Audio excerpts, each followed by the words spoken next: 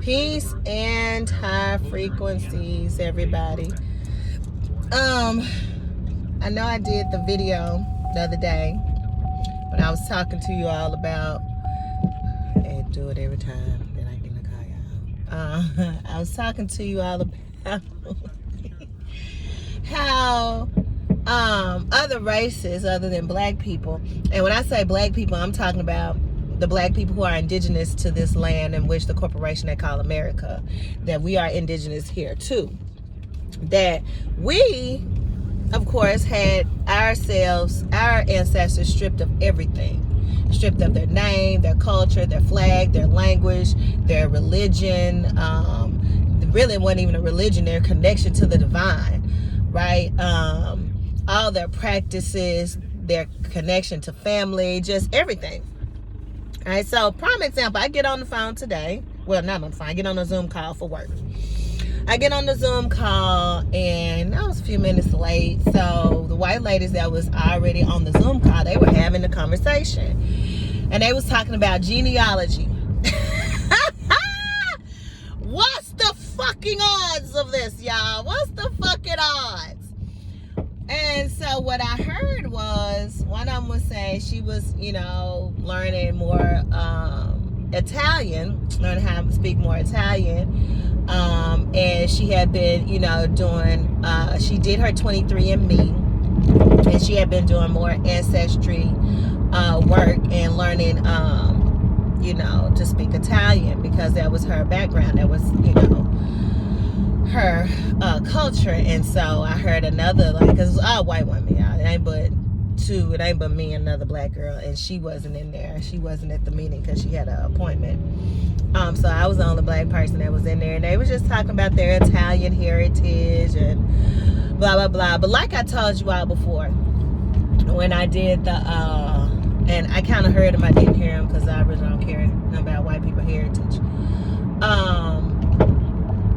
I told you all when I did the video a few days ago that the thing about it with white people is that they try to jump over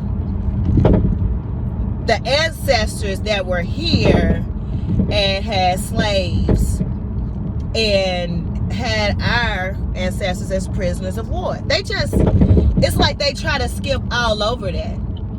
And so one of those things that I am going to bring up into the diversity and inclusion space that we do have with my job is I don't want to hear anybody of a different race talk about their genealogy. It triggers me.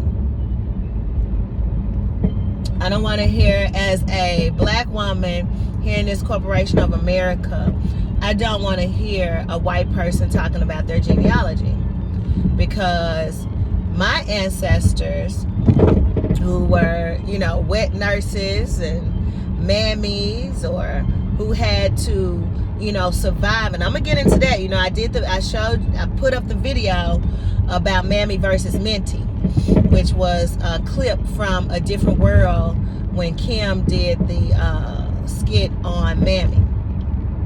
But that whole episode was powerful, and I was a little girl when it came out, but it really hit home. So I'll go into that later. It triggers me because I don't want to hear white people talk about genealogy when that's kind of like sitting here and y'all talking about genealogy, but my ancestors were taking everything from us from your ancestors. That's a trigger. That's like somebody who maybe ancestors were in concentration camps, and you want to talk about how Germany was beautiful during that time. How beautiful Germany was during the time that they had concentration camps and everything like that. Like, that would be a trigger for those people, right? Rightfully so. So I don't know why. Well, I do know why. The white supremacy mindset, like I said, the white supremacy mindset is an energy. It is a spirit. And I don't want people to misunderstand that. The white supremacy mindset is not just white people. When I say white supremacy mindset, I ain't talking about every Caucasian, because it's white supremacy mindset in Arabs, it's a white supremacy mindset in Mexicans, it's a white supremacy mindset in the Indian culture. It's a white supremacy mindset in Asians. That's the white supremacy. And when I say white supremacy, that's just the energy that I'm talking about. I ain't talking about their phenotype per se when it comes down to the white color, their pale, less melanated skin of white people. I'm just talking about the energy feel of the people who carry this white supremacist mindset that they are better, or they overlook black people. Like yesterday, I was out to eat. I'm sitting there at the bar waiting on my waitress to bring me my salad, and some white people come in and they was like, are you all open? Bitch, I don't work here. You see, I'm sitting here with a menu in my purse on my phone. And they do that. I think they do that intentionally sometimes. I could be wrong. But I feel like they'll know that you don't work there, but they just ask it. So I started doing it to them. When I go into a store and I see a white person just hanging around, I be like, what time do you all close? Or do you know where I can find blah, blah, blah, blah, blah? Where's the restroom? I just put them to work. Because, see, that's what they think they can do for us. When they see us just out not doing nothing, in their minds, they think they can just put us to work like we work. Bitch, I am not a worker. I am not here to work. I'm here to enjoy my dinner. But anyway, yeah, that's a trigger for me. For people to sit around and talk about their genealogy when we don't have that luxury of having our last names, or having, even when we do try to do ancestry, or 23andMe, or whatever you all, African Ancestry, whatever you all using, a lot of our records, they didn't do records on a lot of black people. They didn't have records on us. So a lot of our stuff is just non-existent, because we were like chattel. Like they didn't see us as being humans. So a lot of these people out here driving crazy, they just do. And it's the trucks. A lot of our ancestors, we may not even be able to trace, especially if they didn't do a census, or it's a lot of our ancestors that didn't have birth certificates. They didn't do their birth certificates on us. That's recent. Birth certificates and death certificates on black people is recent. That just came into play maybe about 70 or 80 years ago. They weren't doing birth certificates on us. So if you go back, a lot of the information that you may be able to find on your family tree is going to be from a census. A lot of the stuff that I found is from a census or from a death certificate. Like if they died in the 1900s, you may have a death certificate. But a lot of the, or if they were in the military, you might get some information on that. But a lot of our people didn't have birth certificates and death certificates. So because we were treated like animals, we can't even fully do the tracing back of our people like they can. So it triggers me. I don't want to hear about your motherfucking ancestry and genealogy. And she was like, my grandmother is big on genealogy. I bet the fuck she is. And I really want you to find out what else y'all were big on. You over here in Arkansas and South Carolina, yeah, I'm quite sure. Great-great-grandmama and great-great-grandpa. So yeah. But going back into the Mammy versus Minty. This isn't the video, but I am going to do a video on the Mammy versus Minty, because the other day I was talking to you all about what does your name mean. And hopefully you all had the opportunity to go and do your homework and find out what your name means. You really need to know what your name means. Now we want to talk about what type of energy do you hold based on your name. Are you a Mammy or a Minty? And that's not to say that either one is better than the other, because both of them were used for survival methods. And so if you all don't know, I'm going to do a video on the Mammy versus Minty. But no, Minty is Harriet Tubman. Her mama, her nickname was Minty. All right. I think her first name was Amarita. I'm probably getting it wrong. But Amarita, something like that, Ross. But her mother called her Minty. Right. And then when she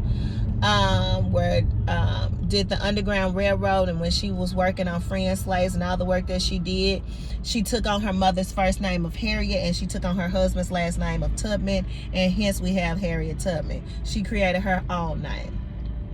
All right. And rightfully so. She created her own name. And so her husband didn't even want to go in with the fight. He wasn't trying to be free. She did this on her own. Her husband wasn't talking about doing all of that, y'all. And I want you all to go back, if you haven't, go back and look at that clip that I did, that I posted on the Different World series when Kim did the Mammy and was talking about Mammy. If you have a chance to watch the whole episode, it is on YouTube, to watch the entire episode, because it's very powerful. And it also depicts the light skin against the dark skin, especially within the females, because that energy still exists, and I've been working on crushing that, because it doesn't exist in my world. But there's still a light skin. We try to pick each other, light skin versus dark skin. You know, the dark skin woman this, or the light skin.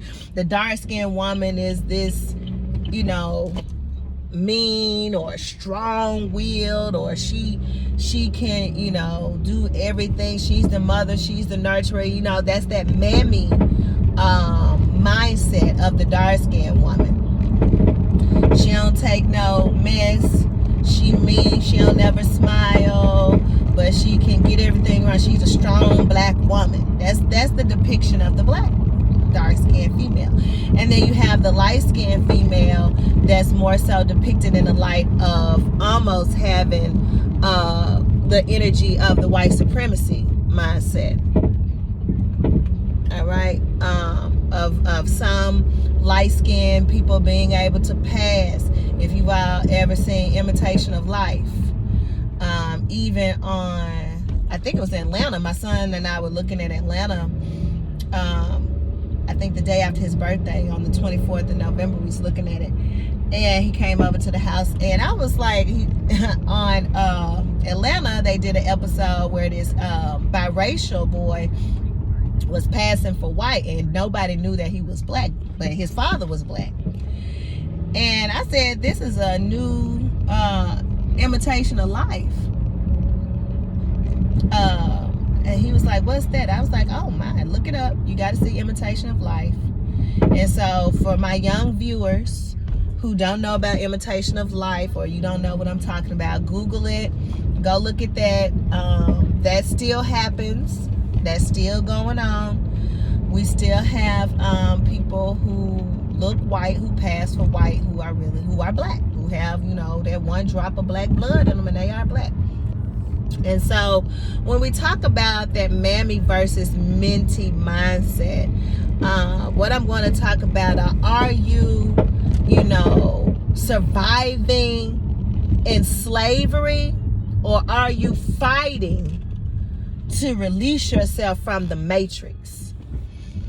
Are you surviving and staying in the matrix? Are you surviving just to be here in the matrix and learning survival techniques to get yourself through that Mammy mindset? Or are you a Minty in the matrix, and you fighting for your people to clear their minds of the mentality of being stuck in the matrix? Mammy versus Minty. We're going to talk about that more. So I'm going to leave you in peace and high frequencies.